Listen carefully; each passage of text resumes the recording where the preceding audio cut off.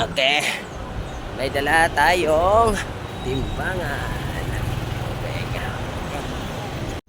Papunta tayo ngayon yan ng Divisoria. Sasakay tayo ngayon ng bus. Okay. Nasa Santa Maria, Bulacan ako niyan nag-umpisa sumakay ng bus. Puntang Divisoria, tapos sakay na rin papuntang Pierre.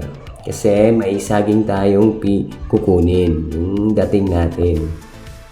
Yung dating asikasuhin natin ngayon. Ngayon, wala tayong sasakyan. Tsaga-tsaga muna na tayong mag-commute. Tsaga muna tayo. Kasi wala tayong sasakyan. Tsaga lang muna. Kaya yun, nasa Caloocan na ako niyan. Kasi nandyan pa si tatay. Nasa ilalim ako ng LRT niyan. Nasa ilalim may LRT. Yan si tatay, may card pa yan. Yan yung mga kalagayan ngayon sa ilalim ng LRT. May mga kariton.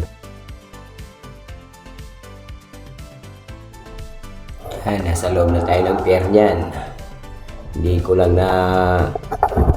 lang ako naka-video nung nasa Divisoria na ako. Yan.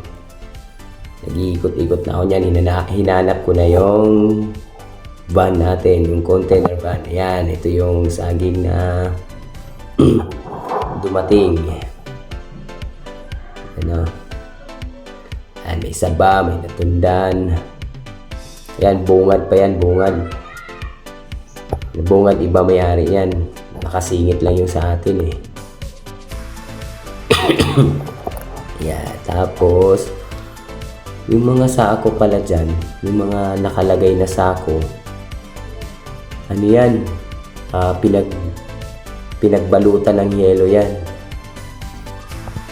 Tapos yan yung nasa loob ng pier, yung hitsura na wala pa masyadong sasakyan yan kasi bagong kapasukan lang yan.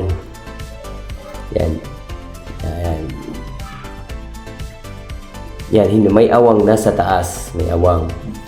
Pero yung sako niyan wala nang laman, pero punong-puno ng yelo yan. Sa probinsya pa lang, puno lang.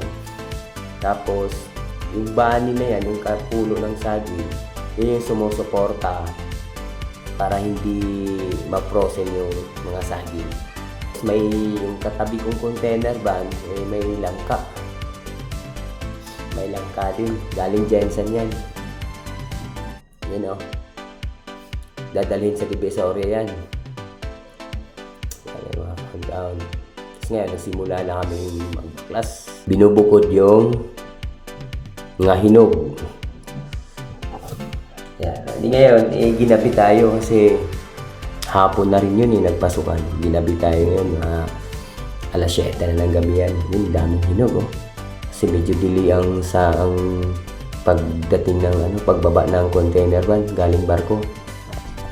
Kaya medyo risky masyado din yung magkarating ka ng saging kasi kung mahinog ang saging, wala ka nang magagawa.